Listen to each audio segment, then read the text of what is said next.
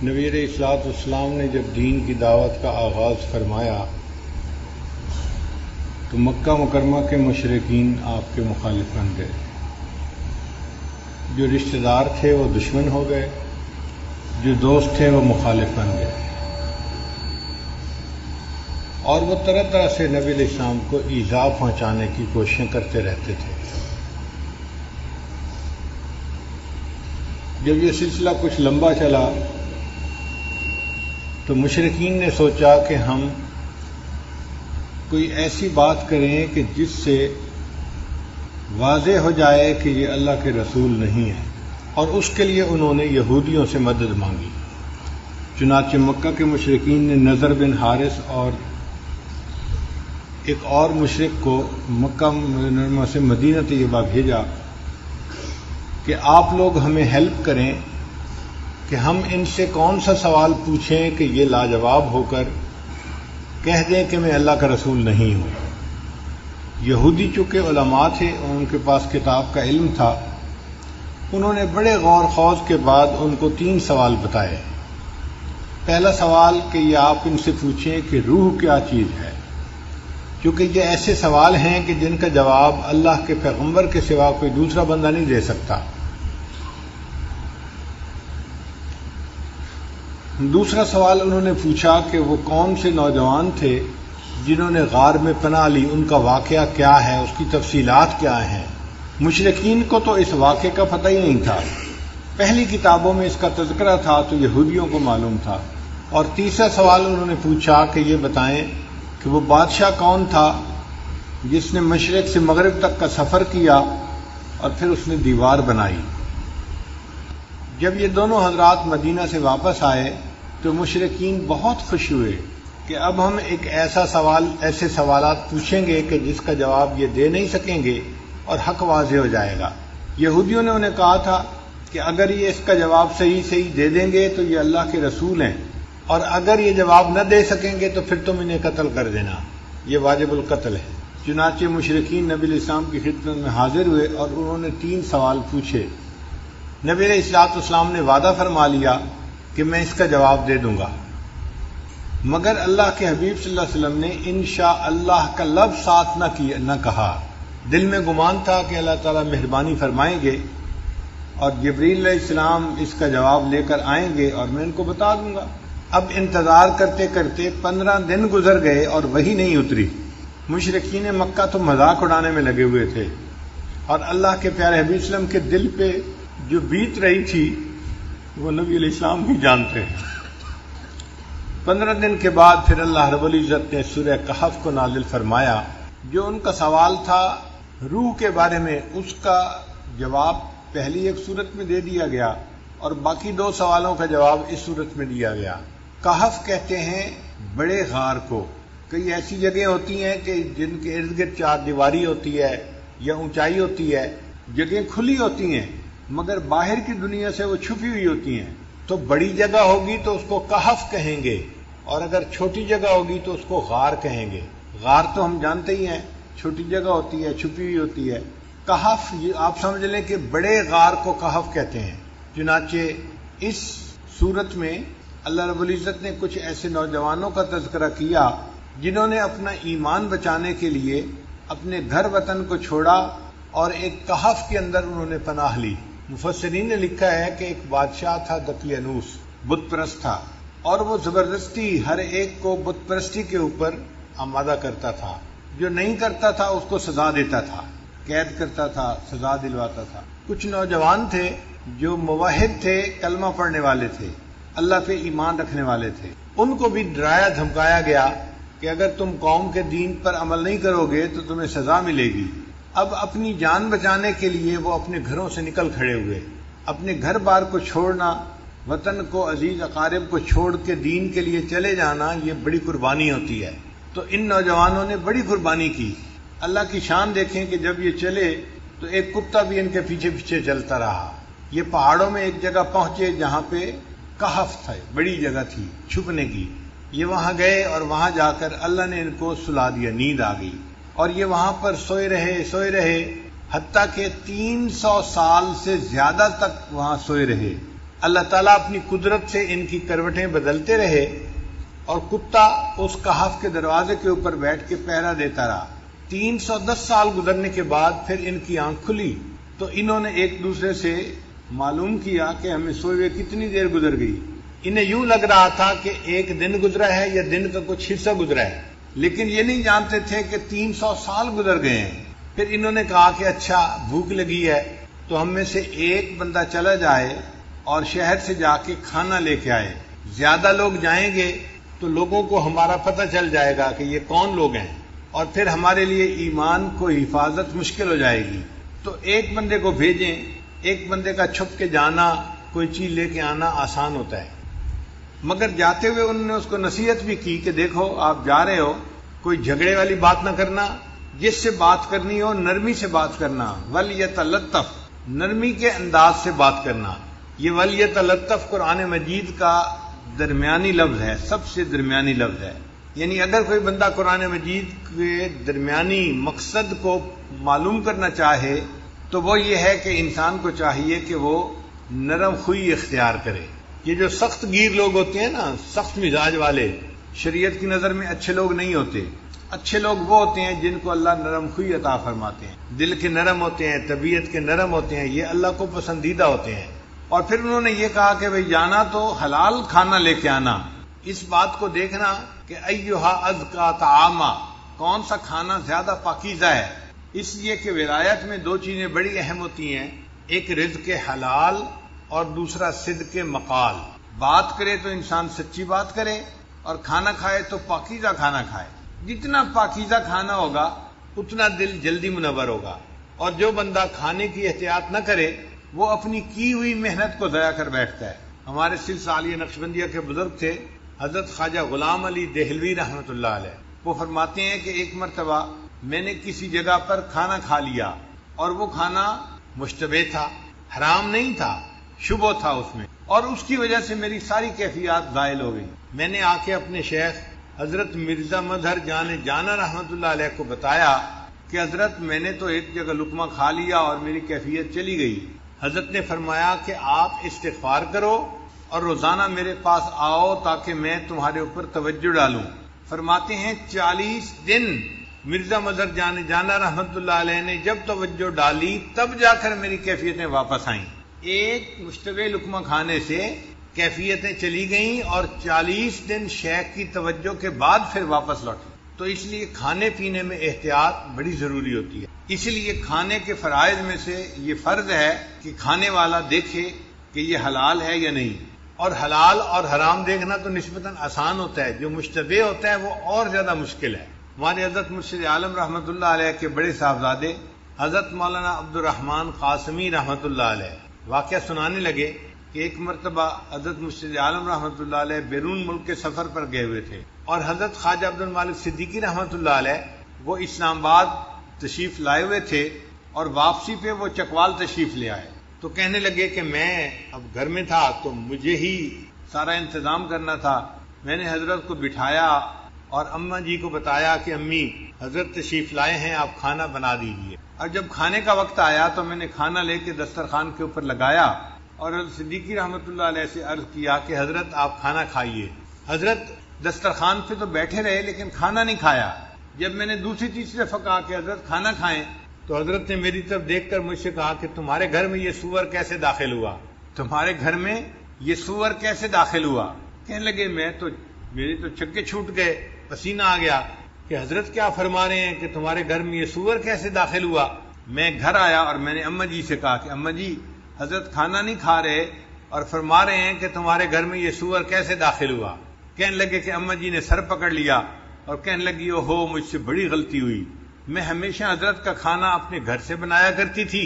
یہ میری جو پڑوسن عورت ہے یہ مدتوں سے مجھے کہہ رہی تھی کہ تمہارے شیخ جب آئیں گے تو ان کا کھانا ایک وقت کا میں بناؤں گی. تو پڑوس کا لحاظ کرتے ہوئے میں نے اسے کہہ دیا تھا کہ حضرت آئے ہیں کھانا آپ بنا دو.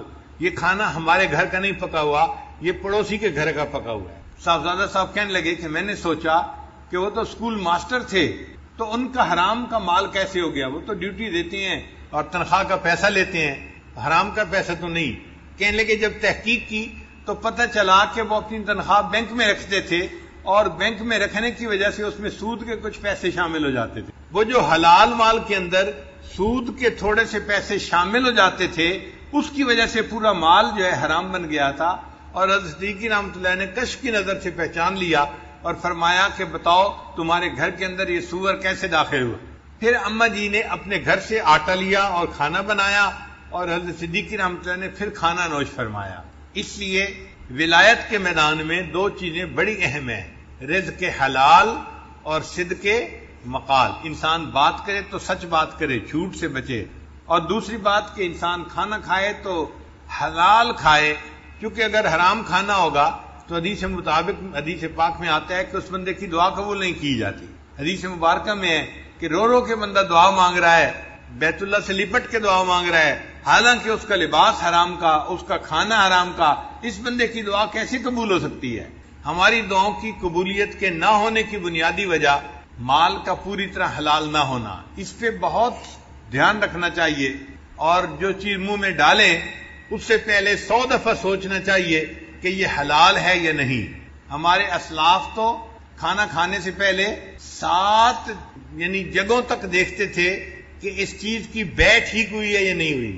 احوال الصادقین میں علامہ عبدالوہاب شیرانی رحمۃ اللہ فرماتے ہیں کہ وہ 7 ہاتھ تک دیکھتے تھے کہ اس چیز کی بے ٹھیک ہوئی ہے یا نہیں ہوئی. یعنی ہم نے کسی چیز بندے سے خریدی، اس بندے کے پاس ٹھیک چیز آئی یا نہیں آئی، پھر اس نے آگے جو خریدی تو وہ ٹھیک خریدی یا نہیں خریدی، پھر اس نے آگے جو خریدی، تو 7 ہاتھ تک دیکھتے تھے. ہم تو ایک ہاتھ بھی نہیں دیکھتے. بازار سے چیز لاتے ہیں، ہمیں کیا پتا لانے والا کیسے لے کے آیا ہے، ہم تو اس سے لے لیتے ہیں. ایک ہاتھ بھی نہیں دیکھتے آج کے دور میں. اور ہمارے اکابر 7 ہاتھ تک بے کو دیکھا کرتے تھے. حضرت مرزا مظہر جان رحمۃ اللہ کے پاس ایک بندہ انگور لے کے آیا. حضرت انگور کھا لیجئے، تو حضرت نے انکار فرمایا. اس نے پھر کہا حضرت انگور کھا لیجئے، حضرت نے خاموشی اختیار کی. اس نے پھر تیسری مرتبہ کہا حضرت انگور کھا لیجئے، میں آپ کے لیے لایا ہوں. تو حضرت نے فرمایا یہ انگور میں کیسے کھاؤں، مجھے اس میں سے مردوں کی بو آ رہی ہے. میں انگور کیسے کھاؤں، مجھے اس میں سے مردوں کی بو آ رہی ہے. وہ بندہ بڑا حیران ہوا کہ مردوں کی بو اس میں سے کیسے آئی، میں تو حلال مال سے یہ انگور لے کے آیا ہوں. چنانچہ وہ اس دکاندار کے پاس گیا جس سے اس نے انگور خریدے تھے، اور اس کو کہا کہ بھائی میں آپ سے انگور خرید کے گیا تھا، ایک اللہ والے کو پیش کیے. انہوں نے کہا میں کیسے کھا سکتا ہوں، اس میں تو مردوں کی بو آتی ہے. اس نے کہا کہ بھائی ایک بندہ میرے پاس آیا تھا اور میں نے اس سے خرید لیے تھے، اور وہ مجھے کہہ کے گیا کہ اور بھی میرے پاس انگور لگے ہوئے ہیں، میں آئندہ بھی آپ کو لا کے بیچا کروں گا، تو جب وہ آئے گا تو میں اس سے پوچھوں گا. چنانچہ اگلے دن جب وہ انگور بیچنے والا آیا تو دکاندار نے اس سے پوچھا کہ تم یہ انگور لائے کہاں سے. اس بندے نے بتایا کہ قبرستان کی ایک جگہ تھی جس کو اس نے اپنی زمین کے طور پہ بنا لیا تھا، یعنی قبروں کے نشان مٹ گئے اور اس نے اپنی زمین ذاتی بنا لیا. اس پہ اس نے انگور کی بیلیں لگائی تھیں اور وہاں پہ یہ انگور اگے ہوئے تھے. اور اس جگہ کے انگوروں کو دیکھ کے مرزا مظہر جان رحمۃ اللہ نے پہچان لیا کہ اس میں سے مردوں کی بو آ رہی ہے، کیونکہ وہ قبرستان کے اندر لگائے گئے تھے. تو ہمارے اکابر 7 ہاتھ تک مال کو دیکھا کرتے تھے، اور آج کے سالکین ایک ہاتھ بھی نہیں دیکھتے. ہم یہ کہتے ہیں کہ چلو بھائی زیادہ اور تحقیق نہیں کر سکتے، نہ کرو، لیکن اتنا تو کہو کہ جہاں سے لے رہے ہیں کم از کم وہ دینے والا بھی تو ٹھیک بندہ ہونا. اب حلال مال سے حرام ریسٹورنٹ سے چیز خرید لینا، یہ جو غیر ملکی چیزیں ملتی ہیں، میکڈونلڈ ہے، فلاں ہے، کیا ریسیپی ہے اللہ جانے، ہمیں نہیں پتا اس کے بارے میں. ہم ان کے حلال کی تصدیق نہیں کر سکتے، ہم ان کے حلال ہونے کے بارے میں کچھ نہیں کہہ سکتے. اس کا ایک ہی طریقہ ہے کہ انسان ایسی جگہوں سے کھانا یا کھانے پینے کی چیزیں کھانا بند کر دے. اگر نہیں بند کرے گا اپنے مہینوں کی محنت کو منٹوں سیکنڈوں کے اندر ضائع کر بیٹھے گا. ایک لقمہ اندر گیا اور دل کی ساری روحانیت باہر نکل گئی. اس لیے رزق حلال ولایت کے راستے میں بہت اہمیت رکھتا ہے. وہ آدمی جس کے ذمے کھانا لانا لگایا گیا، وہ شہر میں گیا تو ایک جگہ اس کو کھانے کی دکان ملی، اس نے کھانا خریدا. اب جب پیسے دینے کا وقت آیا تو اس وقت سکے ہوتے تھے، چاندی کے سکے، اس کے پاس جو اپنے وقت کے سکے تھے اس نے نکال کے دیے. تو دکاندار حیران ہو گیا کہ یہ کرنسی تو نہیں ہے یہاں کی، وہ کرنسی تو 300 سال پہلے کی تھی اور یہ بندہ اب اس کو دے رہا تھا. اچھا دینے والے کو بھی پتہ نہیں تھا کہ 300 سال کا عرصہ گزر چکا ہے. وہ سمجھا تھا ہم کل ہی تو گھر سے آئے ہیں اور یہ نقدی تو چلتی ہے، اس کو میں دے رہا ہوں۔ اس نے پوچھا بھائی تمہیں یہ ملی کہاں سے، کوئی خزانہ ملا ہے؟ اس نے کہا نہیں۔ اس نے کہا پھر کیسے ملی؟ اب اس کو بتانا پڑ گیا کہ جی ہم تو گھر سے نکلے تھے اور ایک جگہ پہنچے، وہاں تھوڑی دیر سوئے، کھانا لینے آیا اور میں آپ کے پاس یہ پیسے لے کے آیا ہوں، آپ کہتے ہیں یہ تو بڑے پرانے ہیں۔ اس دکاندار نے لوگوں کو بتایا تو لوگ جو تھے وہ سارے اس کے ساتھ گئے اور انہوں نے جا کے اس جگہ کو دیکھا، تو اس طرح اصحاب کہف کا پتہ چل گیا۔ اللہ کی شان کے جو کھانا لے کے گیا، یہ جب واپس گیا تو یہ گیا، اس کو بھی پھر نیند آ گئی، یہ بھی وہاں جا کے سو گیا۔ اللہ تعالیٰ اپنی قدرت دکھانا چاہتے تھے کہ لوگوں تم سمجھتے ہو کہ قیامت کے دن کوئی ہمیں زندہ نہیں کر سکے گا، میں دنیا میں دکھا دیتا ہوں کہ میں جس کو چاہوں 300 سال سلا دوں اور ان 300 سالوں میں اس کا جسم خراب بھی نہ ہو، اور پھر میں اگر اس کو جگانا چاہوں تو میں اس کو جگا کے بھی دکھا دیتا ہوں۔ تو سلانا اور جگانا یہ میرے اختیار میں ہے، موت دینا اور پھر قیامت کے دن اس کو کھڑا کرنا یہ میرے اختیار میں ہے۔ اللہ کی شان دیکھیں کہ جب یہ لوگ اٹھے تھے اس وقت جو بادشاہ تھا وہ ایمان والا تھا، وہ اللہ کو ماننے والا تھا۔ ان لوگوں کو پتہ نہیں تھا کہ وہ اللہ کو ماننے والا ہے اور وہ بھی نیک آدمی ہے، اور پوری قوم جو تھی اس وقت ایمان والی بن چکی تھی۔ جب مرے تھے تو قوم کافر تھی، جب 300 سال کے بعد جاگے تو اللہ نے حالات بدل دیے تھے، پوری قوم مسلمان مومن بن چکی تھی۔ پھر ان لوگوں نے مشورہ کیا ہم ان کے لیے کوئی نشانی بنائیں، تو انہوں نے ان کے کہف کے دروازے کے اوپر ایک مسجد بنا دی نشانی کے طور پر۔ تو یہ واقعہ قرآن مجید میں اللہ رب العزت نے اتار دیا تاکہ مشرکین کو ان کا جواب مل جائے۔ عجیب بات یہ کہ مشرکین کو جواب بھی مل گیا، نہ مشرکین ایمان لائے نہ یہودی ایمان لائے، ایمان کوئی نہیں لایا، اس لیے کہ سوال جو پوچھنے والے ہوتے ہیں وہ ایمان سے محروم ہوتے ہیں، ان کو کوئی کچھ نہیں ملتا۔ تو قرآن مجید میں اس واقعے کی تفصیل جو ہے وہ موجود ہے، تاہم اس سورت کی احادیث کے اندر بڑی فضیلت آئی ہے، ذرا آپ اس فضیلت کو بھی سن لیجئے تاکہ پتہ چل جائے کہ سورہ کہف کے کیا فضائل ہیں۔ بعض سورتوں کے خاص خاص فضائل احادیث میں وارد ہوئے ہیں، جیسے سورہ فاتحہ، سورہ بقرہ، سورہ آل عمران، سورہ کہف، سورہ ملک، سورہ کافرون، الاخلاص اور معوذتین۔ حضرت برار رضی اللہ عنہ روایت کرتے ہیں ایک صحابی تھے جو اپنے گھر میں سورہ کہف کی تلاوت اونچی کر رہے تھے۔ ان کے گھر کا صحن چھوٹا تھا، گھوڑا بھی بندھا ہوا تھا اور چارپائی کے اوپر ان کا بیٹا بھی لیٹا ہوا تھا، سویا ہوا تھا۔ اب ان کا دل چاہتا تھا کہ وہ اونچی تلاوت کریں، جہر سے تلاوت کریں۔ جب وہ جہر سے تلاوت کرتے تو گھوڑا بدکتا تھا اور ان کو ڈر ہوتا یہ گھوڑا کہیں میرے بیٹے کو لات نہ مار دے، تو وہ آہستہ پڑھتے تو گھوڑا بھی پرسکون ہو جاتا۔ پھر طبیعت میں جوش آتا، شوق اٹھتا، پھر دل چاہتا کہ اونچا پڑھیں، پھر گھوڑا بدکنے لگ جاتا۔ یہی ساری رات ہوتا رہا۔ جب صبح کا وقت ہوا انہوں نے دعا کے لیے ہاتھ اٹھائے تو انہوں نے دیکھا کہ کچھ بادل سے ہیں جن کے اندر روشنیاں ہیں، اور یہ روشنیاں ان کے سر سے دور آسمان کی طرف جا رہی ہیں۔ پھر وہ نبی علیہ السلام کی خدمت میں حاضر ہوئے، فذکر ذلک للنبی صلی اللہ علیہ وسلم، انہوں نے نبی علیہ السلام کے سامنے یہ پوری رات کا قصہ بتایا تو نبی علیہ السلام نے فرمایا کہ یہ اللہ تعالیٰ کے فرشتے تھے جو تمہارے قرآن کی تلاوت سننے کے لیے تمہارے قریب آ گئے تھے۔ اگر تم تلاوت کرتے رہتے تو مدینے کے لوگ اپنی آنکھوں سے اللہ کے فرشتوں کو دیکھ لیتے۔ تو سورہ کہف کی تلاوت سننے کے لیے اللہ کے فرشتے آسمانوں سے نیچے اتر پڑے۔ ابو درداء رضی اللہ عنہ روایت کرتے ہیں من حافظ 10 آیات من اول سورۃ الکہف، کہ جس بندے نے سورہ کہف کی پہلی 10 آیات کو یاد کر لیا، اسی من فتنۃ الدجال، اللہ تعالیٰ اس کو دجال کے فتنے سے محفوظ فرما لیں گے۔ معاذ رضی اللہ عنہ فرماتے ہیں کہ نبی علیہ السلام نے ارشاد فرمایا من قرأ اول سورۃ الکہف وآخرہا کانت لہ نورا من قدمہ الی رأسہ، کہ جس نے سورہ کہف شروع میں تلاوت کی اس کے لیے قدموں سے لے کے سر تک نور ہوگا۔ ومن قرأہا کلہا، اور جس نے پوری سورہ کہف کی تلاوت کی کانت لہ نورا ما بین السماء الی الارض، تو اس کے لیے اللہ تعالیٰ زمین سے لے کے آسمان تک نور پیدا فرما دیں گے۔ صدیقہ لانا فرماتی ہیں من قرأ من سورۃ الکہف 10 آیات، جس نے سورہ کہف میں سے 10 آیات پڑھی عند منامہ ہی، سونے سے پہلے، اسم من فتنۃ الدجال، اللہ تعالیٰ اس کو دجال کے فتنے سے محفوظ فرمائیں گے۔ ابن عباس لانا فرماتے ہیں کہ نبی علیہ السلام نے ارشاد فرمایا سورۃ الکہف تدعا فی التورات حائل، کہ سورہ کہف کا نام تورات کے اندر حائل تھا۔ حائلہ کیا مطلب؟ حائل ہونے والی، یعنی یہ بندے اور قبر کے عذاب کے درمیان حائل ہونے والی صورت ہے، بندے اور شیطان کے درمیان حائل ہونے والی صورت ہے۔ عبداللہ عنہ فرماتے ہیں قال رسول اللہ صلی اللہ علیہ وسلم کہ نبی علیہ الصلوۃ والسلام نے ارشاد فرمایا البیت الذی تقرأ فیہ سورۃ الکہف، وہ گھر جس کے اندر سورہ کہف کی تلاوت کی جاتی ہے، لا یدخلہ شیطان تلک اللیلہ، اس رات شیطان اس گھر کے اندر داخل نہیں ہو سکتا۔ یعنی جو بندہ رات کو سورہ کہف تلاوت کر لے گا اس گھر کے اندر شیطان رات کو داخل نہیں ہو سکتا۔ آپ اندازہ لگائیے اس سورت کی کتنی عظمت ہے کہ جس گھر میں رات کو پڑھی جائے شیطان رات کو داخل نہیں ہو سکتا، تو بھئی اگر دن میں پڑھی جائے گی تو دن میں بھی داخل نہیں ہو سکے گا، اور جس گھر کے لوگ پڑھیں گے وہ فتنہ دجال سے محفوظ رہیں گے۔ اس سورت کو یاد کرنا اور اس کی کثرت سے تلاوت کرنا یہ بہت فائدے کی بات ہے، اسی لیے جمعہ کے دن اس سورت کا پڑھنا اور بھی زیادہ ثواب کا باعث ہے۔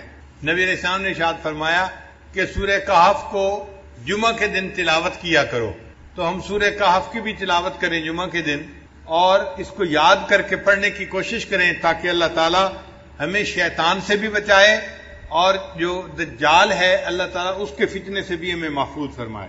سورہ کہف سے پہلے ایک سورت ہے سورہ اسراء، اس کا نام ہے۔ اللہ رب العزت نے اس کو سبحان کے لفظ سے شروع فرمایا ہے، سبحان الذی اسریٰ بعبدہ لیلا من المسجد الحرام الی المسجد الاقصی، تو سبحان کے لفظ سے وہ سورت شروع ہوئی ہے، اور یہ سورت اسراء یہ سورت کہف اس کے بعد آئی، اس کو اللہ نے الحمد کے لفظ سے شروع فرمایا ہے۔ چنانچہ سبحان اور الحمد کا ایک جوڑ ہے۔ بخاری شریف کی آخری روایت ہے کلمتان حبیبتان الی الرحمن ثقیلتان فی المیزان خفیفتان علی اللسان سبحان اللہ و بحمدہ سبحان اللہ العظیم۔ تو دیکھیں پہلے تسبیح آئی اور پھر تحمید آئی، اور اللہ تعالیٰ نے یہاں بھی وہی ترتیب رکھی۔ قرآن مجید کی کچھ صورتیں ہیں جن کو اللہ نے الحمد سے شروع فرمایا، جیسے سورہ فاتحہ ہے، سورہ فاطر ہے، یا یہ سورہ کہف ہے۔ الحمد سے کیوں شروع فرمایا؟ اصل مقصد یہ تھا کہ یہ اللہ تعالیٰ کی تعریف ہی ہے کہ اللہ رب العزت نے کمال رحمت سے اور مہربانی سے اپنے بندوں کو اس کلام سے نوازا، یہ اللہ کی رحمت ہے اور اللہ کی مہربانی ہے۔ اور مفسرین نے لکھا ہے کہ اللہ تعالیٰ نے الحمد سے اس لیے سورت کو شروع فرمایا کہ اللہ جانتے تھے کہ بندے میرے حمد کا حق ادا کر ہی نہیں سکتے، اس لیے مجھے اپنی حمد خود بیان فرمانی ہے۔ اللہ نے اپنی حمد خود بیان فرمائی۔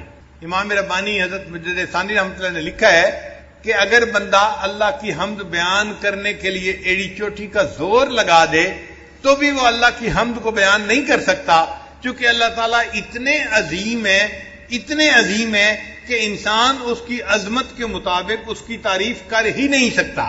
ہم اللہ کی کیا تعریف کریں گے؟ انبیاء کے سردار، انبیاء کے امام حضرت محمد مصطفیٰ احمد مجتبی حضرت محمد مصطفیٰ صلی اللہ علیہ وسلم، انہوں نے فرما دیا اللہم لا احصی ثناء علیک، اے اللہ میں آپ کی تعریفوں کا احاطہ نہیں کر سکتا، انت کما اثنیت علی نفسک، آپ ایسے ہیں جیسے آپ نے اپنی تعریفیں خود بیان فرمائی ہیں۔ تو اللہ کی تعریف اللہ خود ہی بیان فرما سکتا ہے، مخلوق میں سے کوئی تعریف کر ہی نہیں سکتا، اللہ اتنے بڑے ہیں۔ اس کی مثال یوں سمجھیں، ایک عام آدمی، اس کو کوئی کہنے لگ جائے کہ جی آپ ذرا ایک سپر کمپیوٹر کی تعریف کریں، تو ایک عام آدمی یا ایک بچہ جو پرائمری اسکول کا پڑھنے والا ہے وہ سپر کمپیوٹر کی کیا تعریف کرے گا؟ وہ تو جانتا ہی ہے اس کے بارے میں۔ اسی طرح ہم بندے ہیں، ہم اللہ کی عظمت کی حقیقت کو جانتے ہی نہیں، اس لیے ہم اس کی تعریف کر ہی نہیں سکتے۔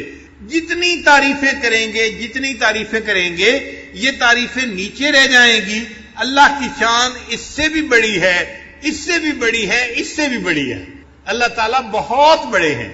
اس لیے نبی علیہ السلام نے ارشاد فرمایا کہ اے اللہ ما عبدنا کا حق کا عبادتک، ہم نے آپ کی عبادت ایسے نہیں کی جیسی عبادت کرنے کا حق تھا، ہم عبادت کا حق ادا کر ہی نہیں سکتے۔ امام ربانی مجدد ثانی رحمۃ اللہ فرماتے ہیں کہ کوئی بندہ کتنے خلوص سے عبادت کیوں نہ کرے، کتنی یکسوئی کے ساتھ، کتنی توجہ کے ساتھ، کتنی جو ہے وہ یکسوئی کے ساتھ عبادت کرے، وہ اللہ کی عبادت کا حق ادا کر ہی نہیں سکتا، اس کی عبادت نیچے رہ جاتی ہے، اللہ کی شان اس سے بھی اونچی ہے، اس سے بھی اونچی ہے، اس سے بھی اونچی ہے۔ اب یہاں پہ ایک سوال پیدا ہوتا ہے کہ جب ہم اللہ تعالیٰ کی حمد بیان کر ہی نہیں سکتے، جیسے اللہ تعالیٰ اونچے ہیں، حمد کے لائق ہیں، پھر ثواب کیوں ملتا ہے؟ پھر ثواب کیوں ملتا ہے بندے کو؟ تو علماء نے اس کا جواب دیا۔ علماء جواب دیتے ہیں کہ اگر باپ اپنے بیٹے کو اسکول داخل کروائے نا، اور شام کو بچہ گھر واپس آئے اور آ کے کہ ابو میں نے لکھنا سیکھا ہے، باپ کہتا ہے بیٹا دکھاؤ تختی، تو بیٹا تختی دکھاتا ہے، اس نے ٹیڑھی سیڑھی لائنیں لگائی ہوتی ہیں، کچھ سمجھ میں نہیں آ رہا ہوتا، لیکن باپ اس کو انکریج کرنے کے لیے، اس کا دل رکھنے کے لیے اس کو آئس کریم انعام لے کے دے دیتا ہے۔ یہ جو آئس کریم کا انعام ہے یہ خوش خطی کا انعام نہیں ہے، یہ اس کا دل رکھنے کے لیے اس پر شفقت کا اظہار ہے۔ اسی طرح اللہ جو ہماری عبادتیں قبول کرتے ہیں وہ ہماری عبادتوں کی کوئی اچھائی نہیں ہوتی، بلکہ اللہ ان اللہ بالناس لرؤوف الرحیم، اپنے بندوں پر رؤوف اور رحیم ہے، اس کی رافت اور رحمت کا یہ تقاضا ہے، اللہ اپنے بندوں کی ٹوٹی پھوٹی عبادت پر بھی ان کو اجر عطا فرما دیتا ہے۔ اس لیے اللہ تعالیٰ نے اس سورت کو الحمد کے لفظ سے شروع فرمایا، الحمدللہ الذی انزل علی عبدہ الکتاب ولم یجعل لہ عوجا، سب تعریف اللہ ہی کے لیے ہے جس نے اپنے بندے پر کتاب نازل فرمائی اور اس کتاب میں ذرا بھی کجی نہیں رکھی۔ یعنی یہ کتاب ایسی ہے کہ اس میں کوئی کمی نہیں، کوئی کجی نہیں ہے، نہ کوئی آپس میں ایک دوسرے کے ساتھ جو ہے فرق ہے، نہ کوئی کمزوری ہے، کسی قسم کی کوئی کمزوری ہے ہی نہیں۔ یہ ایسی کتاب ہے کہ جو بالکل جو ہے ہر قسم کے سقم سے پاک اور بالا تر کتاب ہے، اللہ کا کلام ہے، قیمہ، استقامت دینے والی کتاب ہے۔ لِيُنذِرَ بَأْسًا شَدِيدًا مِّن لَّدُنْهُ وَيُبَشِّرَ الْمُؤْمِنِينَ الَّذِينَ يَعْمَلُونَ الصَّالِحَاتِ أَنَّ لَهُمْ أَجْرًا حَسَنًا، تاکہ وہ اللہ کی طرف سے سخت عذاب سے ڈرائے۔ یعنی جو لوگ ایمان نہیں لاتے اور نیک اعمال نہیں کرتے، قرآن ان کو ڈراتا ہے آخرت کے عذاب سے۔ اس میں ترغیب بھی ہے، ترہیب بھی ہے۔ نیک لوگوں کو جنت کی بشارت دی جاتی ہے، اور جو بات کو نہیں مانتے ان کو جہنم کی عذاب کے بارے میں بتایا جاتا ہے، تاکہ ڈرائے ان لوگوں کو سخت عذاب سے، اور مومنین کو بشارت دے جو نیک عمل کرتے ہیں کہ ان کے لیے اچھا اجر ہے۔ اچھا اجر کون سا ہے؟ مومنین کے لیے جنت اللہ نے بہترین اجر بنایا ہے، ماکثین فیہ ابدا، وہ اس میں ہمیشہ رہیں گے، جنت میں ہمیشہ ہمیشہ رہیں گے۔ وَيُنذِرَ الَّذِينَ قَالُوا اتَّخَذَ اللَّهُ وَلَدًا، اور یہ قرآن ڈرائے ان لوگوں کو جنہوں نے کہا کہ اللہ تعالیٰ اولاد رکھتا ہے۔ بعض ایسے بھی لوگ گزرے ہیں جو کہتے تھے کہ اللہ تعالیٰ کی اولاد ہے، چنانچہ جو مشرکین تھے وہ کہتے تھے کہ جو ملائکہ ہیں وہ اللہ کی بیٹیاں ہیں، ملائکہ کو، فرشتوں کو اللہ کی بیٹیاں کہتے تھے، اور یہود جو تھے وہ عزیر علیہ السلام کو اللہ کا بیٹا کہتے تھے، اور جو عیسائی تھے وہ حضرت عیسیٰ علیہ السلام کو اللہ کا بیٹا کہتے تھے۔ یعنی یہ تینوں قسم کے لوگ اللہ کی اولاد مانتے تھے۔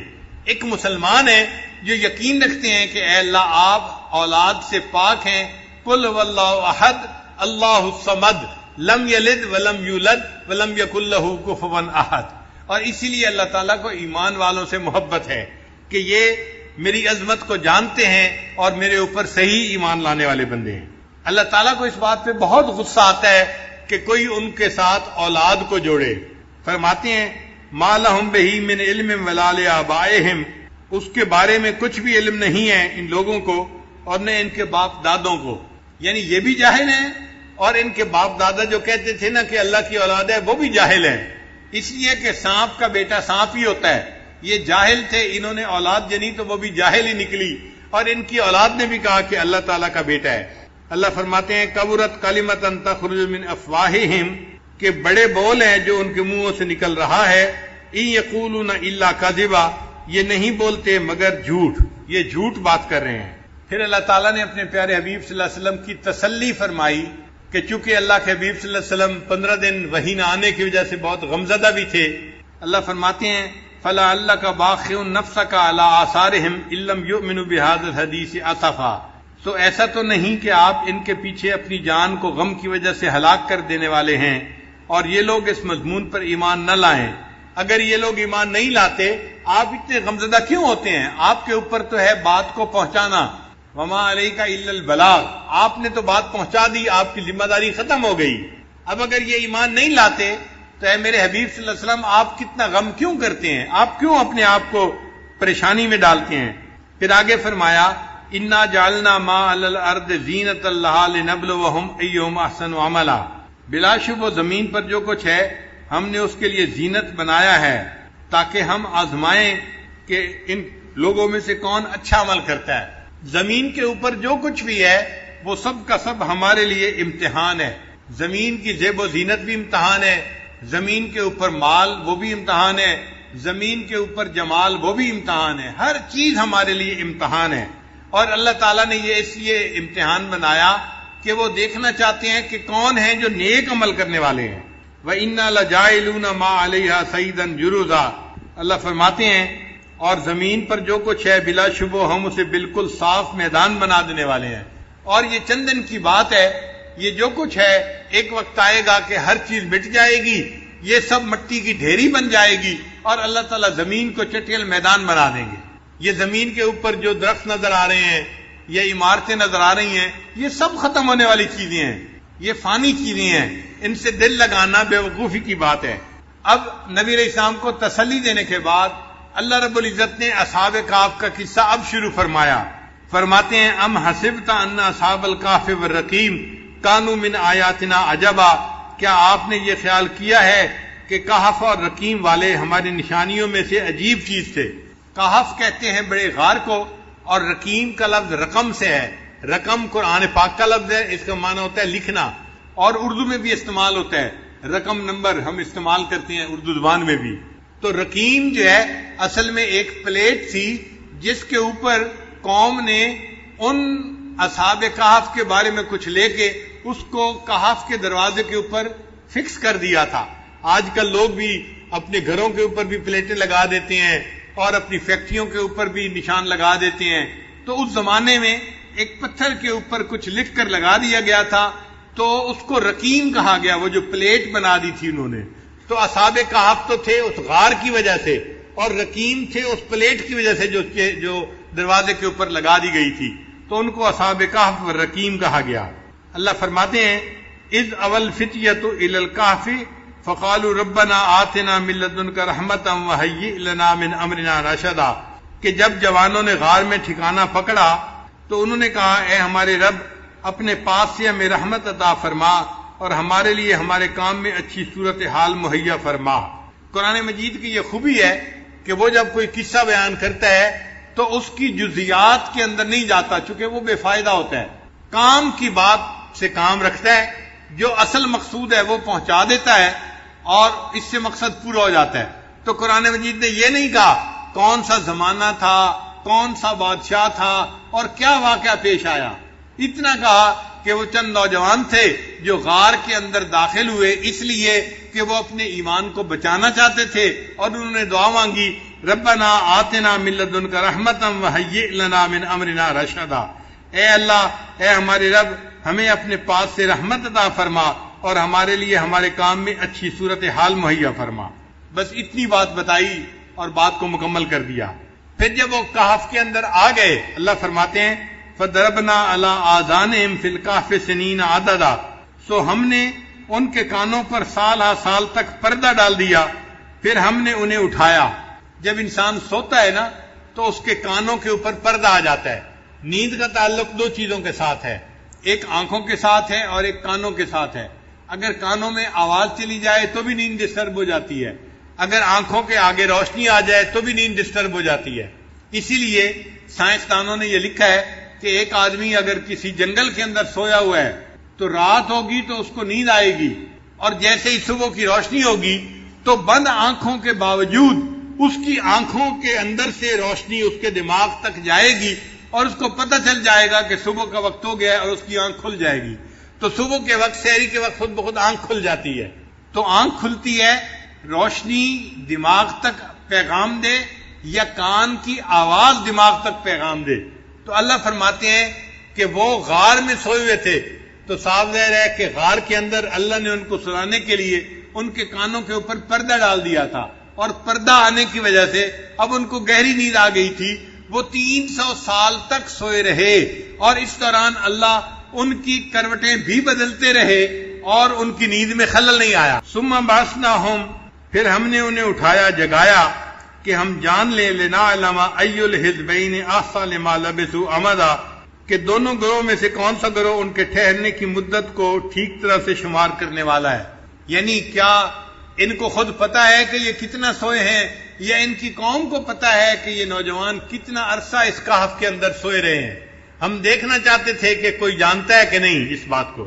اللہ فرماتے ہیں نحن نقص علیک نبأہم بالحق، کہ ہم آپ سے ان کا واقعہ بالکل ٹھیک ٹھیک بیان کرتے ہیں۔ انہم فتیۃ آمنوا، بلا شبہ وہ چند نوجوان تھے، بربہم وزدناہم ہدی، جو اپنے رب پر ایمان لائے اور اللہ نے ان کی ہدایت کو اور زیادہ کر دیا۔ قرآن مجید میں نوجوانوں کا تذکرہ اللہ تعالی نے خاص طور پر کیا ہے۔ ایک سیدنا ابراہیم علیہ السلام کا تذکرہ اللہ نے کیا، وہ بھی نوجوان تھے اور اللہ کی توحید پہ قائم تھے، اور انہوں نے بتوں کو توڑ دیا تھا، فجعلہم جزازا، اور ان کے بارے میں لوگ کہتے تھے کہ انا سمعنا فتى یذکرہم یقال لہ ابراہیم، ہم نے ایک نوجوان کے بارے میں سنا ہے وہ ہمارے بتوں کے خلاف باتیں کرتا تھا۔ تو ابراہیم علیہ السلام کے جوانی کا تذکرہ اللہ نے قرآن مجید میں کیا ہے۔ ایک اللہ تعالیٰ نے حضرت یوسف علیہ السلام کی جوانی کا تذکرہ کیا ہے قرآن پاک میں۔ مصر کی عورتوں نے کہا تھا کہ ہم نے سنا ہے کہ جو بادشاہ کی بیوی ہے وہ اپنے جو ہے نوجوان غلام کے اوپر فریفتہ ہو گئی ہے، اس کے لیے بھی فتح کا لفظ استعمال کیا گیا ہے۔ اور ایک اللہ تعالیٰ نے اصحاب کہف کے لیے نوجوانوں کا لفظ استعمال کیا۔ اور ایک حضرت موسیٰ علیہ السلام کا جو خادم تھا یوشع بن نون، وہ بھی نوجوان تھا، اس کا بھی تذکرہ قرآن مجید میں ہوا۔ تو انہوں نے اپنے غلام سے پوچھا تھا کہ کھانے کی چیز لاؤ، تو اس نے بھی کہا تھا کہ جی وہ تو مچھلی تھی جو دریا میں چلی گئی، اس کے لیے بھی نوجوان کا لفظ استعمال ہوا ہے۔ یہ سب کے سب ایمان والے لوگ نوجوان لوگ تھے۔ اور عجیب بات ہے کہ نبی علیہ الصلوۃ والسلام نے جب دنیا میں نبوت کا دعویٰ فرمایا تو اللہ کے حبیب صلی اللہ علیہ وسلم بھی نوجوان تھے، 40 سال عمر تھی۔ 40 سال کی عمر کا بندہ تو نوجوان ہوتا ہے۔ اور پھر حضرت ابوبکر صدیق لانو کی عمر 38 سال تھی، 2 سال چھوٹے تھے، وہ بھی نوجوان تھے۔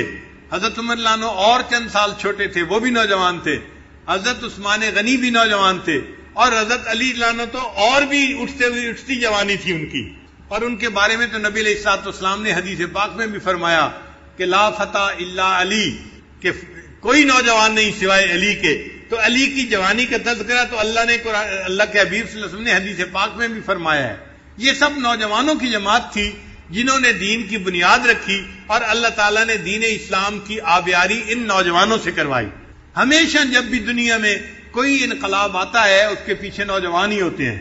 تو یاد رکھیے گا، نوجوانوں کا جوش اور بوڑھوں کا ہوش، نوجوانوں کا جوش اور بوڑھوں کا ہوش۔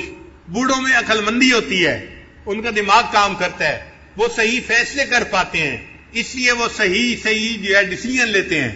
تو بوڑھوں کا ہوش ضروری ہے، اور پھر کام کو کرنے کے لیے نوجوانوں کا جوش بھی ضروری ہے، تاکہ کام اپنے پایہ تکمیل تک پہنچ جائے۔ تو یہ چند نوجوان تھے جن کا تذکرہ قرآن مجید نے کیا کہ یہ اپنے ایمان بچانے کے لیے غار کے اندر چلے گئے تھے۔ اللہ فرماتے ہیں وَرَبَطْنَا عَلَىٰ قُلُوبِهِمْ، ہم نے ان کے دلوں کو مضبوط کر دیا، اذ قاموا، جب وہ سونے کے بعد اٹھے، فقالوا، جب وہ کھڑے ہوئے، فقالوا، اور کہنے لگے، ربنا رب السماوات والارض، ہمارا رب تو وہ ہے جو آسمان اور زمین کا رب ہے، لن ندعو من دونہ الہا لقد قلنا اذا شططا، ہم اس کے علاوہ کسی کو معبود نہیں بنائیں گے، اس صورت میں تو ہم یقینی طور پر بڑی زیادتی کرنے والے ہو جائیں گے۔ یعنی قوم کہتی تھی نا کہ تم بھی بتوں کو پوجو، تو وہ کہتے تھے کہ ہم بتوں کو نہیں پوج سکتے، ہم ایک اللہ کو ہی پوجیں گے۔ ہؤلاء قوم اتخذوا من دونہ الہ آلہہ، ہماری قوم کے لوگ ہیں جنہوں نے اللہ کے سوا دوسرے معبود بنا لیے ہیں۔ لولا یاتون علیہم بسلطان بین، کیوں نہیں لے آتے اس پر یہ کھلی ہوئی دلیل۔ فمن اظلم ممن افترى علی اللہ کذبا، سو اس سے بڑھ کر کون ظالم ہوگا جو اللہ تعالیٰ پر جھوٹی تہمت لگائے۔ وَإِذِ اعْتَزَلْتُمُوهُمْ، اور جب تم ان لوگوں سے اور ان کے معبودوں سے جدا ہو گئے، وَمَا يَعْبُدُونَ إِلَّا اللَّهُ فَآوُوا إِلَى الْكَهْفِ، تو جو اللہ کے سوا ہیں تو غار کی طرف پناہ لے لو۔ يَنشُرْ لَكُمْ رَبُّكُمْ مِنْ رَحْمَتِهِ، تمہارا رب تم پر اپنی رحمت پھیلا دے گا، وَيُهَيِّئْ لَكُم مِّنْ أَمْرِكُم مِّرْفَقًا، اور تمہارے مقصد میں اللہ تعالیٰ آسانی پیدا فرما دے گا۔ تو دیکھیں اللہ تعالیٰ نے ان کے ایمان کو بھی بچا لیا اور ان کو ایسے وقت میں جگایا کہ جب پوری قوم ایمان والی قوم بن گئی تھی۔ وہ کبھی سوچ بھی نہیں سکتے تھے ہم ایسا وقت بھی آنکھوں سے دیکھیں گے کہ پوری قوم جو بت پرست ہے وہ پھر ایمان والی قوم بن جائے گی۔ اللہ فرماتے ہیں وَتَرَى الشَّمْسَ إِذَا طَلَعَت تَزَاوَرُ عَنْ كَهْفِهِمْ، اور اے مخاطب تو دیکھے گا کہ جب سورج نکلتا ہے تو وہ ان کے غار سے داہنی طرف کو بچ کر گزر جاتا ہے۔ وَإِذَا غَرَبَت تَقْرِضُهُمْ ذَاتَ الشِّمَالِ، اور جب غروب ہونے لگتا ہے تو بائیں طرف سے کتراتا ہوا چلا جاتا ہے۔ وَهُمْ فِي فَجْوَةٍ مِّنْهُ، اور وہ غار کے ایک فراخ حصہ میں تھے۔ ذَلِكَ مِنْ آیاتِ اللہ، یہ اللہ کی نشانیوں میں سے ہے۔ مَن يَهْدِ اللَّهُ فَهُوَ الْمُهْتَدِ، جسے اللہ ہدایت دے وہی ہدایت پانے والا ہے۔ وَمَن يُضْلِلْ، اور جس کو وہ گمراہ کرے، فَلَن تَجِدَ لَهُ وَلِيًّا مُرْشِدًا، تو اس کے لیے کوئی مددگار اور اس کو بتانے والا نہ پائے گا۔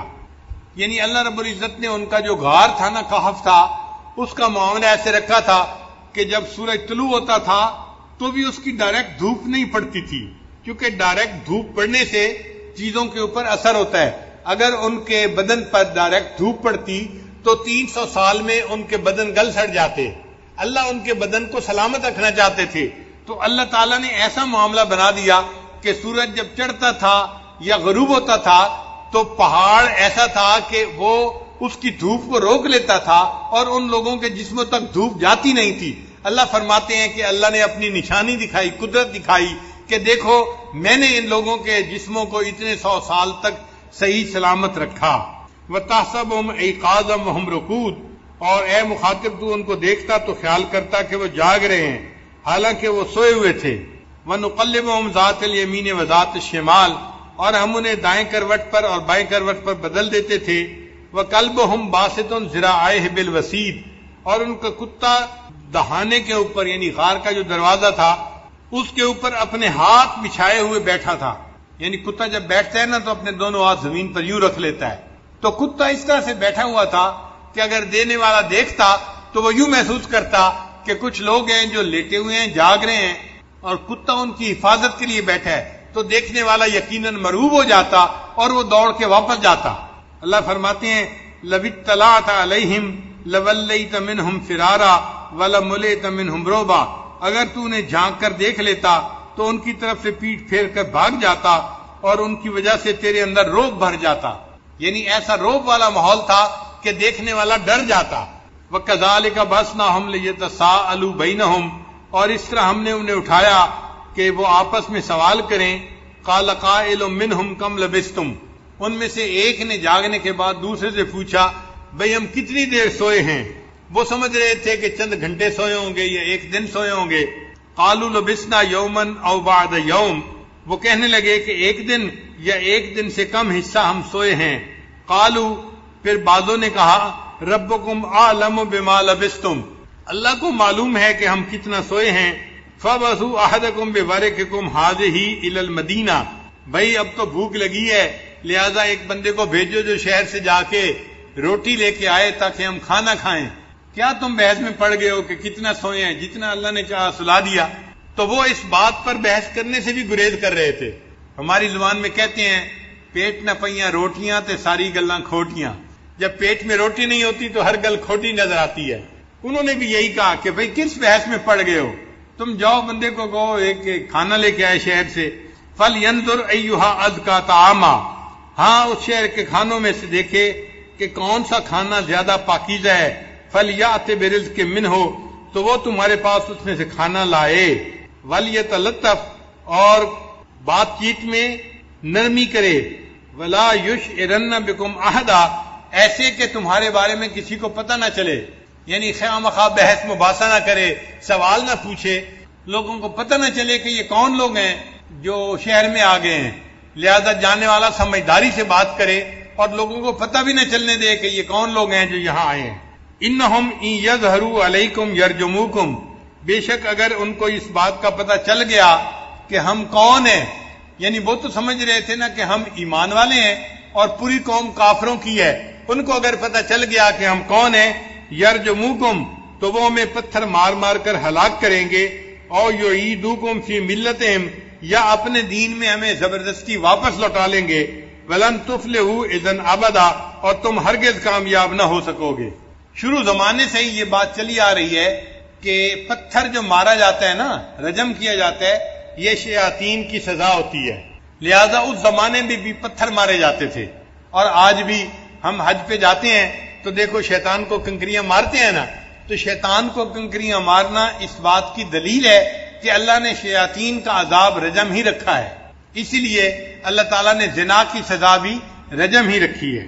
وَكَذَلِكَ أَثَرْنَا عَلَيْهِمْ لِيَعْلَمُوا أَنَّ وَعْدَ اللَّهِ حَقٌّ، اور اس طرح ہم نے ان پر مطلع کر دیا تاکہ وہ اس بات کو جان لیں کہ بلا شبہ اللہ کا وعدہ حق ہے کہ قیامت آئے گی، اور قیامت میں انسانوں کو اللہ تعالیٰ پھر زندہ فرمائیں گے۔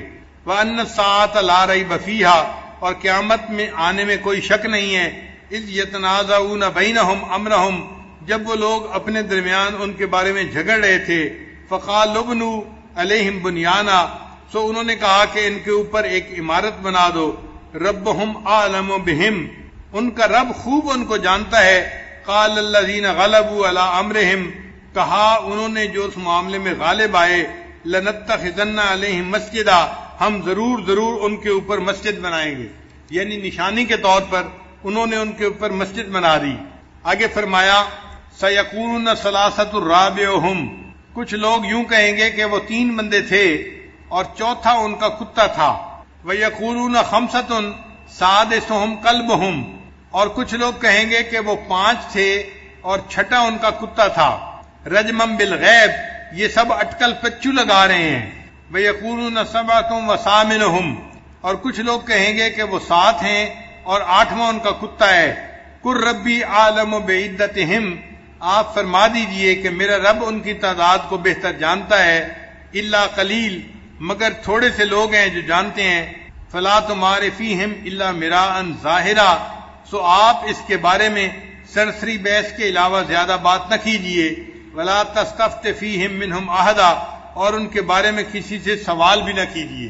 مقصد یہ تھا کہ بھئی ان کی تعداد کتنی ہے اصحاب کہف کی، یہ فضول سی بات ہے، یہ کوئی ایسی بات نہیں کہ جس کے اوپر کسی سے پوچھ پرتیت کی جائے یا اس کا فیصلہ کیا جائے۔ وہ 7 تھے، 5 تھے، 8 تھے، 2 تھے، اللہ ان کی تعداد کو بہتر جانتا ہے۔ بہرحال کچھ نوجوان تھے جنہوں نے غار میں پناہ لی تھی اور اللہ نے ان کے ایمان کو محفوظ کر دیا تھا۔ پھر اتنا واقعہ سنانے کے بعد اللہ تعالیٰ اپنے پیارے حبیب صلی اللہ علیہ وسلم کو سمجھاتے ہیں، فرماتے ہیں وَلَا تَقُولَنَّ لِشَيْءٍ إِنِّي فَاعِلٌ ذَلِكَ غَدًا، اے میرے محبوب صلی اللہ علیہ وسلم، کسی چیز کے بارے میں آپ ہرگز یوں نہ کہیں کہ میں اسے کل کروں گا، مگر یہ کہ إِلَّا أَن يَشَاءَ اللَّهُ، کہ اس کے ساتھ اللہ کی مشیت کا ذکر بھی کریں کہ اللہ چاہے گا تو میں کل کروں گا، کیونکہ کرنے والا تو اللہ ہے نا، اختیار تو اللہ کا ہے۔ اللہ تعالیٰ اپنی کبریائی بھی دکھانا چاہتے تھے کہ معاملہ تو میرے ہاتھ میں ہے، جو چاہوں وہ میں کروں گا، تو آپ اگر کوئی بات کریں تو کہیں کہ اللہ چاہیں گے تو میں کل کروں گا۔ وَاذْكُر رَّبَّكَ إِذَا نَسِيتَ، اے میرے محبوب جب آپ بھول جائیں تو اپنے رب کو یاد کریں۔ وَقُلْ عَسَىٰ أَن يَهْدِيَنِ رَبِّي لِأَقْرَبَ مِنْ هَٰذَا رَشَدًا، اور آپ یوں کہہ دیجئے کہ امید ہے میرے رب مجھے وہ بات بتا دے گا جو ہدایت کے اعتبار سے اس سے قریب تر ہے۔ وَلَبِثُوا فِي كَهْفِهِمْ 300 سِنِينَ وَازْدَادُوا 9، اللہ فرماتے ہیں کہ وہ لوگ اپنے غار میں 309 سال رہے، یعنی شمسی اعتبار سے 300 سال رہے، اور اگر قمری اعتبار سے کریں تو پھر وقت زیادہ بن جاتا ہے، تو 309 سال بن گئے اس طرح سے۔ قُلِ اللَّهُ أَعْلَمُ بِمَا لَبِثُوا، اللہ ہی خوب جاننے والا ہے کہ وہ کتنی مدت رہے۔ لہو غیب السماوات والارض، اللہ کو آسمان اور زمین کے غیب کا علم ہے۔ اب صرف ہی واسمے، وہی دیکھنے والا ہے اور سننے والا ہے۔ ما لہم من دونہ من ولی، ان لوگوں کو اس کے سوا کوئی مددگار نہیں۔ ولا یشرک فی حکمہ احدا، اور وہ اپنے حکم میں کسی کو شریک نہیں فرماتا، یعنی اللہ اپنے حکم میں کسی کو اپنا شریک نہیں بناتا، صرف اللہ ایک ہی ہے جس کا حکم چلتا ہے، اس میں کوئی اس کا دوسرا شریک نہیں ہے۔ ما اوحی الیک من کتاب ربک، آپ کے رب کی کتاب جو آپ کی طرف وحی کی گئی اس کی تلاوت کیجئے۔ لا مبدل لکلماتہ، اس کے کلمات کو کوئی بدلنے والا نہیں. ولن تجد من دونہ ملتحدا، اور ہرگز آپ اس کے سوا کوئی پناہ کی جگہ نہیں پائیں گے. واصبر نفسک مع الذین یدعون ربهم بالغداۃ والعشی، اور جو لوگ صبح و شام اپنے رب کو پکارتے ہیں ان کے ساتھ آپ اپنے آپ کو بٹھائیے.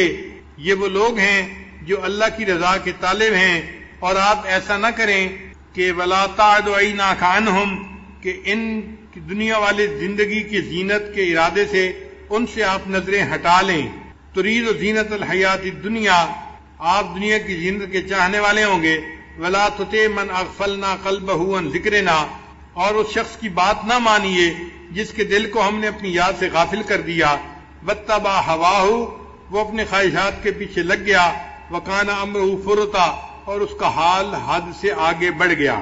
مکہ کے مشرکین نے نبی علیہ الصلوۃ والسلام کو ایک پیغام دیا تھا کہ یہ جو ایمان لانے والے لوگ ہیں نا، حضرت بلال عنہ جیسے اور دوسرے حضرات جو تھے، یہ سب غریب غربا لوگ ہیں، اور ہم اپنے وقت کے بڑے بڑے سردار لوگ ہیں.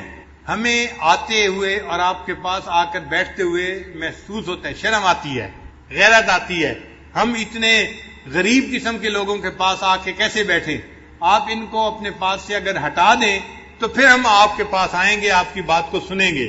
تو جب انہوں نے یہ پیغام بھیجا، اللہ رب العزت نے آیت اتار دی، اے میرے حبیب صلی اللہ علیہ وسلم، یہ مکار لوگ ہیں، یہ مشرکین کے جو سردار ہیں، آپ ان کی دنیا کی حیثیت کا ذرا خیال نہ کیجئے، اور جو آپ کے پاس لوگ ہیں آپ ان صحابہ کے پاس بیٹھیے، یہ ایمان کے ساتھ اپنے دلوں کو بھرنے والے لوگ ہیں، آپ ان میں اپنا وقت گزاریے اور ان کو اپنی صحبت عطا فرمائیے. فرمایا قل الحق من ربکم، آپ فرما دیجئے کہ حق تمہارے رب کی طرف سے ہے. فمن شاء فالمؤمن، تو جس کا جی چاہے وہ مومن ہو جائے. ومن شاء فلیکفر، اور جس کا جی چاہے وہ کافر رہے. انا اعتدنا للظالمین نارا، بے شک ہم نے ظالموں کے لیے آگ تیار کر رکھی ہے. احاط بہم سرادقها، اس کی دیواریں گھیرے ہوئے ہوں گی ان کو جہنم میں. وَإِن يَسْتَغِيثُوا يُغَاثُوا بِمَاءٍ كَالْمُهْلِ يَشْوِي الْوُجُوهَ، اور جب وہ فریاد کریں گے تو انہیں پینے کے لیے ایسا پانی دیا جائے گا جو تیل کی تلچھٹ کی طرح ہوگا، اور وہ منہوں کو بھون ڈالے گا. یعنی اتنا گرم ہوگا کہ جب جہنمی اس کو پینے لگیں گے تو ان کے ہونٹ جل جائیں گے. بئس الشراب، پینے کی کتنا برا مشروب ہے. وساعت مرتفقہ، اور وہ دوزخ آرام کی بری جگہ ہے. ان الذین آمنوا وعملوا الصالحات، بے شک جو لوگ ایمان لائے اور انہوں نے نیک اعمال کیے. انا لا نضیع اجر من احسن عملا، ہم ایسے لوگوں کے نیک اعمال کو ضائع نہیں کریں گے. اولئک لہم جنات عدن تجری من تحتہم الانہار، ان لوگوں کے لیے ہمیشہ رہنے کے لیے باغ ہے جن کے نیچے نہریں جاری ہوں گی. یحلون فیہا من اساور من ذہب، انہیں سونے کے کنگنوں کا زیور پہنایا جائے گا.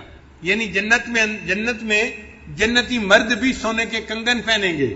بعض طلباء اس بات پہ بڑے حیران ہوتے ہیں کہ بھئی مرد لوگ سونے کے کنگن پہنیں گے. ہاں بھئی، کہا سونے کے کنگن گیا ہے، مگر اللہ تعالیٰ وہ ایک ایسا زیور بنائیں گے جو مرد کو اچھا لگے گا. اب آپ دیکھیں، آج کسی بندے کو راڈو کی گھڑی مل جائے نا تو ایسے ایسے کر کے دکھا رہا ہوتا ہے دوسروں کو. بھئی یہ جو تم ہاتھ اوپر کر کے راڈو کی گھڑی دکھا رہے ہو، کیوں دکھا رہے ہو؟ تمہیں اچھی لگ رہی ہے نا. اور روڈو کی گھڑی بھی لیتے ہیں تو جس کے اوپر سونے کی تہ چڑی ہوتی ہے وہ لیتے ہیں کہ جی اچھی لگے. اس کا مطلب یہ کہ دنیا میں بھی ایسی چیزیں اچھی لگتی ہیں. تو اگر اللہ تعالیٰ نے جنت میں ایسے کنگن مرد کو پہنا دیے تو وہ مرد کو جنت میں بھی سجیں گے اور اچھے لگیں گے. وَيَلْبَسُونَ ثِيَابًا خُضْرًا مِّن سُنْدُسٍ وَإِسْتَبْرَقٍ مُتَّكِئِينَ فِيهَا عَلَى الْأَرَائِكِ، اور یہ لوگ سندس اور استبرق کے کپڑے پہنیں گے، جنت میں چارپائیوں پر تکیے لگائے ہوں گے. نعم الثواب، بہت اچھا بدلہ ہے. وحسنت مرتفقہ، اور آرام کی اچھی جگہ ہے. تو یعنی جو لوگ ایمان نہیں لائیں گے وہ جہنم میں جائیں گے اور ان کے لیے ٹھکانہ برا ہوگا، اور جو لوگ نیک اعمال کریں گے اللہ تعالیٰ ان کو جنت عطا فرمائیں گے، اور وہ جنت میں اللہ کی نعمتوں میں ہوں گے اور ان کے لیے جنت بہترین ٹھکانہ ہوگی. یہاں تک اصحاب کہف کا جو قصہ تھا وہ پورا ہو گیا. اب اس کے بعد اگلا قصہ ہوگا، لہذا اس قصے کا درس ہم انشاءاللہ کل تک موقوف رکھتے ہیں. چند باتیں اور آپ کی خدمت میں عرض کر دیں کہ سورہ کہف کا لب لباب کیا ہے. اس کو سمجھنے میں اس عاجز کو تقریباً 2 سال لگانے پڑے.